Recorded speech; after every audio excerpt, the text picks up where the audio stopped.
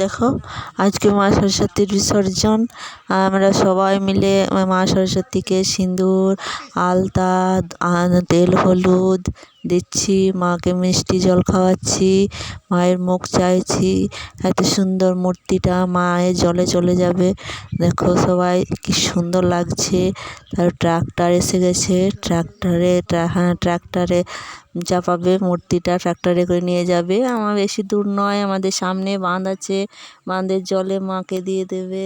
মায়ের মূর্তিটা খারাপ হয়ে যাবে।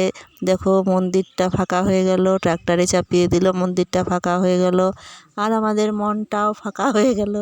এত সুন্দর। আজ 4 দিন থেকে পুজো, তারপর সরস্বতী পুজোর মেলা হয় আমাদের, মেলাও হয়ে গেছে, বিসর্জনও হয়ে গেল, এবার ফাঁকা হয়ে গেল, আর আমাদের মনটাও ফাঁকা হয়ে গেল, আর ভালো লাগে না।